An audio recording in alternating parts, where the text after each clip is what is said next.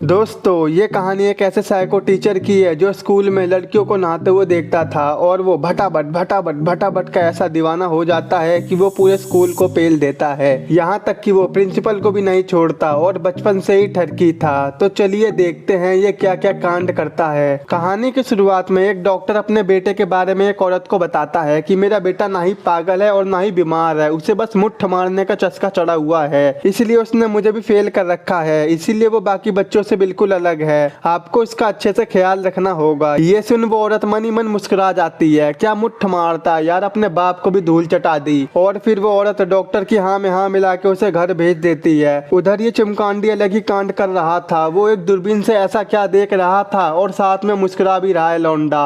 पहले तो मुझे लगा ये चांद तारों को देख रहा होगा, लेकिन नहीं, ये तो सामने वाले फ्लैट में एक लड़की को कपड़े चेंज करते हुए देख रहा था और साथ में उसके पपीतों को देखकर भी मजे ले रहा था। वैसे इसके बाप ने इसकी कम तारीफ करी है, ये तो बहुत हरामी निकला। इसका मन करे तो ये अंगूरों को आम बना दे, दुकान को गोदाम बना दे। अब चिमकांडी ये सब देख ही रहा था कि तभी वहाँ पर वही डरावनी औरत आ जाती है। वो कहती है, हाँ चिमकांडी क्या देख रहा है? तो चिमकांडी कहता है, कुछ नहीं, मैं तो चांद तारों को देख रहा था। तो वो कहती है, अच्छा जरा मैं भी तो देखूं। जैसे ही वो देखती है तो उसके होश उड़ जाते हैं। अरे दादा, यू का देख रहा है, छी छी छी छी। सही कहा था तेरे बाप ने, तूने उसे भी फेल कर रखा है। वो उसे तुरंत एक चपेट लगाकर उसे कमरे में बंद करने को कहती है, क्योंकि चिमकांडी का बाप उसे साइंटिस्ट बनाना चाहता था और वो जानती थी कि औरतों के चक्कर में पड़कर आज तक किसी का भी भला नहीं हुआ है, बल्कि वो मजनू बन जाते हैं। इसीलिए उन्होंने चिमकांडी की पढ़ाई स्कूल से ना करवा के घर से ही करवाई है, कहीं ये स्कूल में किसी को लपेट ना दे। और अब चिमकांडी की खिड़की भी बंद कर दी जाती है और वो औरत हंसते हुए कहती है, अब तू सही से रहेगा। और ये देख चिमकांडी की फटके 64 हो जाती है। अब हमें 20 साल बाद का सीन दिखाया जाता है, जहाँ हम चिमकांडी को कुछ साइंटिस्टों के साथ एक मीटिंग में देखते हैं। यानी कि चिमकांडी अब साइंटिस्ट बन गया है, लेकिन बाकी साइंटिस्टों की बातों से हमें पता लगता है कि चिमकांडी की पर्सनैलिटी उनकी नजरों में काफी खराब है। वो उसे घंटा भाव नहीं देते क्योंकि वो उसे झोला छाप साइंटिस्ट समझते हैं। और आज वो सभी यहाँ पर इसलिए इकट्ठा हुए थे क्योंकि चिमकांडी ने एक ऐसा सीरम दिखाना चाहता था जिसे लेने वाला शख्स गायब हो सकता है। यानी कि उसने लोगों को गायब करने वाला सीरम बना लिया था और इस सीरम का असर कुछ ही घंटों के लिए रहेगा। उसके बाद वो फिर से विजिबल यानी दिखने लगेगा।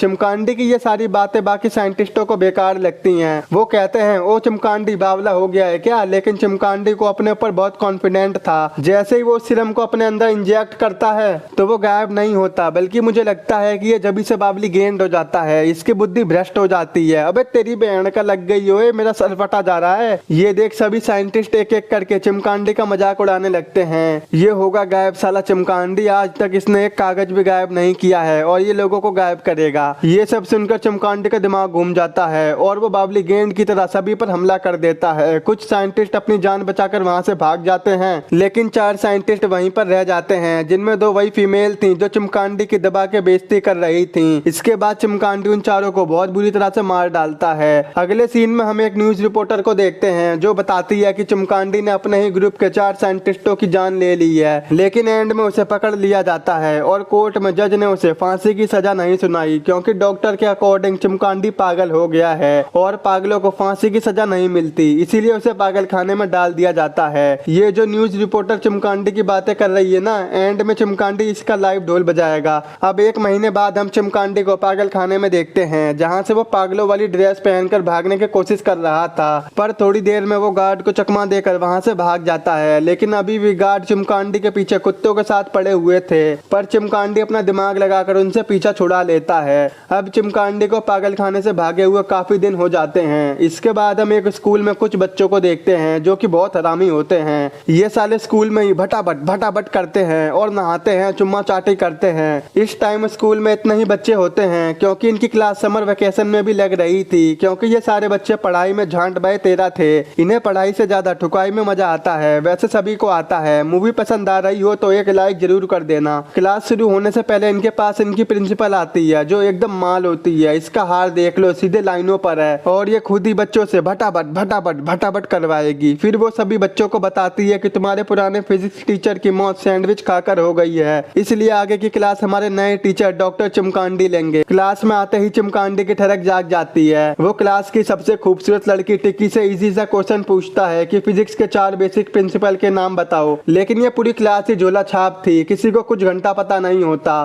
तो चिमकांडी बताता है motion, force, force, matter, energy, ये सब हैं। यहीं से चिमकांडी उन लड़कियों का दीवाना हो जाता है। क्लास के बाद सभी लड़कियां चेयर अप करने की प्रैक्टिस कर रही थीं और चिमकांडी उन लड़कियों को उछलते हुए देख अपनी आंखों को सेक रहा था। उसका मन तो कर रहा था कि अभी उनका ढोल बजा दे। वहीं पर हम देखते हैं कि फाडू और लाना दोनों रिलेशनशिप में हैं और उन दोनों को जहां भी मौका मिलता था वो वहीं पर भटाभट करने लग जाते थे। अब लाना जब शावर लेने जा रही थी तब उसकी टक्कर हेनरी नाम के पियोन से हो जाती है। अब हेनरी तो बेचारा गूंगा होता है तो वो कुछ बोल नहीं पाता और फाडू से गालियां देकर वहां से निकल जाता है। जब सारी लड़कियां वॉशरूम में नहा रही होती हैं तो फाडू वापस से बास्केटबॉल कोर्ट में आकर एयर डक्ट वाली विंडो से सभी लड़कियों को नहाते हुए देखता है और गाना गाता है, चलती जवानी तेरी चाल मस्तानी, तूने कदर नहीं जानी जानी जानी। तभी वहीं चिमकांडी भी फाडू को ये सब करते हुए देख लेता है और मन में सोचता है ये साला गाना गाते हुए क्या देख रहा है। फाडू के जाते ही चिमकांडी भी उन लड़कियों को नहाते हुए देख के अपनी आंखें सेक रहा था। साली इतनी लौंडिया तो मैंने अपने बचपन में नहीं देखी थी, आज जाके 10 बार हाथ गाड़ी चलाऊंगा। कि तभी वहां पर प्रिंसिपल आ जाती है तो वो कहती है, हाँ चिमकांडी क्या देख रहा है। फिर वो बहाना बनाकर बोलता है, मेरा पेन नीचे गिर गया था, मैं उसे ही उठा रहा था। तो प्रिंसिपल कहती है, चिमकांडी फिजिक्स की क्लास पर ध्यान दे लो, बायोलॉजी की क्लास में मत घुसो, वो मैं पढ़ाती हूँ। और फिर चिमकांडी सर झुकाकर वहां से चला जाता है। अब रात में हम चिमकांडी को उसके रूम में देखते हैं जहाँ पर वो अपने गायब होने वाले सिरम पर काम कर रहा था, लेकिन उसे सफलता हाथ नहीं लगती। वो दिन में स्टूडेंट को फिजिक्स की क्लास दिया करता और रात में घर आकर अपने एक्सपेरिमेंट पर काम करता, लेकिन इतनी मेहनत के बावजूद भी वो इस सिरम को तैयार नहीं कर पाता। पर एक दिन उसकी मेहनत रंग ले आती है। जैसे ही वो एक खरगोश पर अपना इंजेक्शन लगाता है वो तुरंत गायब हो जाता है। ये सब देखकर चिमकांडी बहुत खुश होता है। फिर वो उस सिरम को अपने ऊपर भी इस्तेमाल करता है, जिसके बाद वो भी गायब हो जाता है। अब चिमकांडी की हंसी का कोई ठिकाना नहीं होता, वो हंसते हंसते वहीं अपने रूम में सो जाता है। जब उसकी नींद खुलती है तो हम देख पाते हैं कि वो विजिबल हो चुका है। उसी रात चिमकांडी ने सपनों में अपनी सभी स्टूडेंट को वॉशरूम में नहाते हुए देखा और उसे लगता है कि वो सारी लड़कियां उसे भी अपने साथ नहाने के लिए बुला रही हैं। उसी रात चिमकांडी टिक्की के कमरे में जाकर धीरे धीरे कपड़े उतारकर टिक्की के संतरों को जी भर के देख रहा था।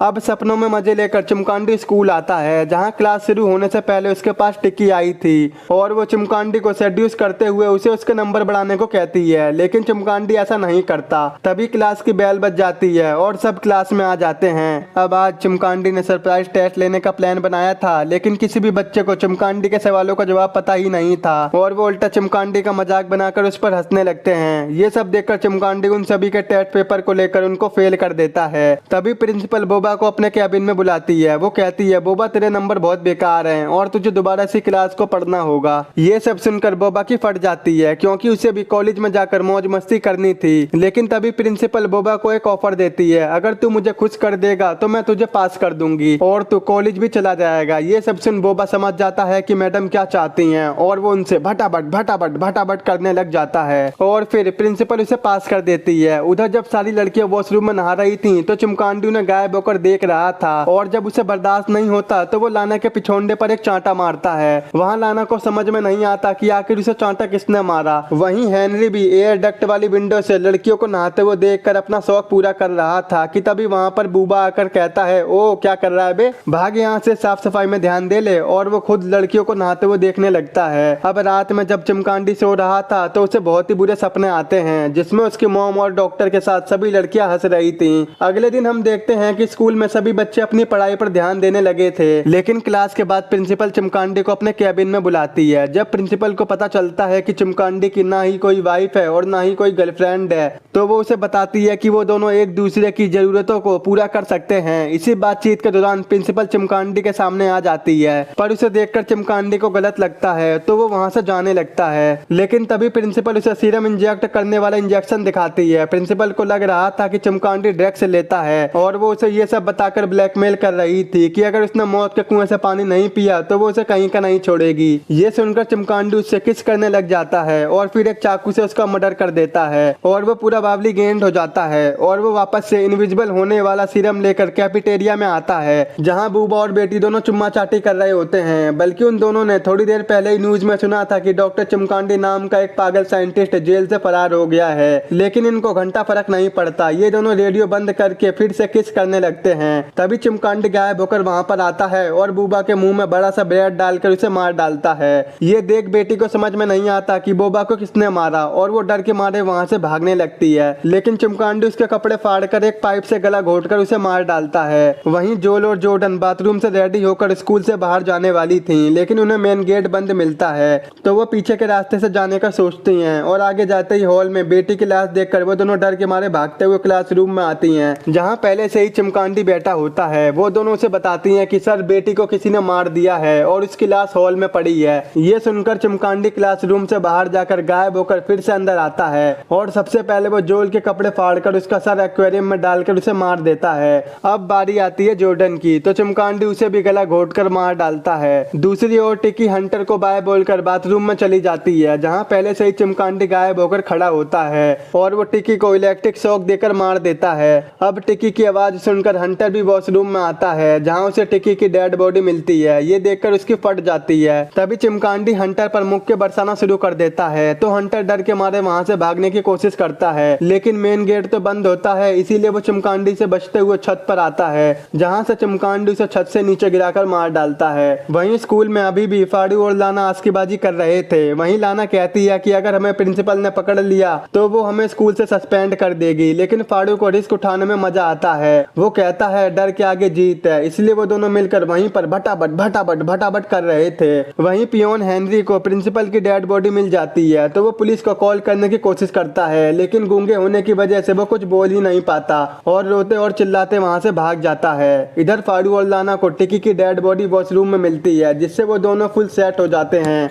और जब हेनरी चिल्लाते हुए उनके पास आता है तो फाड़ू उसे ही किलर समझकर उसकी पिटाई करने लगता है, लेकिन तभी वहां पर गायब चिमकांडी आकर लाना को मारने लगता है। तो फाड़ू भी जैसे तैसे करके चिमकांडी से फाइट करने लगता है। थोड़ी देर बाद चिमकांडी वापस विजिबल हो जाता है, पर फिर भी वो फाड़ू को मार मार कर बेहोश कर देता है। वहीं चिमकांडी लाना के सर पर कूद कूद कर उसे जान से मार देता है और अब इतना खून खराबा मचाने के बाद चिमकांडी अपने घर पर आकर अपना सामान पैक कर रहा था कि तभी वहां पर फाड़ू बंदूक लेकर आ जाता है। फाड़ू को जिंदा देखकर चिमकांडी भी हैरान था कि ये साला कैसे बच गया। तभी वो फाड़ू का ध्यान भटकाकर जल्दी से इनविजिबल सीरम लगा लेता है, जिसके बाद फाड़ू सही से निशाना नहीं लगा पाता, लेकिन चिमकांडी से लड़ाई के दौरान उसने भी एक इनविजिबल सीरम खुद को लगा लिया था, तो वो भी गायब हो जाता है। और जब दोनों में मुकाबला बराबरी का हुआ तभी अचानक से गोली चलने की आवाज आती है और हम देखते हैं कि फाड़ू का सर कद्दू की तरह फट चुका है। तभी वहां पर दो पुलिस वाले आ जाते हैं, यानी कि फाड़ू ने चिमकांडी के पास आने से पहले ही पुलिस वालों को इन्फॉर्म कर दिया था, लेकिन ओवर कॉन्फिडेंस के चक्कर में फाड़ू ने अपनी जान गंवा दी। अब फाड़ू के मरते ही उसकी बॉडी विजिबल हो गई थी और चिमकांडी अभी भी इनविजिबल होता है, तो पुलिस वालों को लगता है कि यह डेड बॉडी चिमकांडी की है और उसने सुसाइड कर लिया है, तो वो वहां से चले जाते हैं और उनके जाने के बाद चिमकांडी भी हंसते हंसते वहां से निकल जाता है। अब हम एंड में उसी न्यूज रिपोर्टर को देखते हैं जो ये सारा कांड नेशनल टेलीविजन पर बता रही थी कि कैसे चिमकांडी ने स्कूल में घुसकर बच्चों के साथ प्रिंसिपल और पियोन तक को मार दिया और एंड में चिमकांडी ने खुद सुसाइड कर लिया।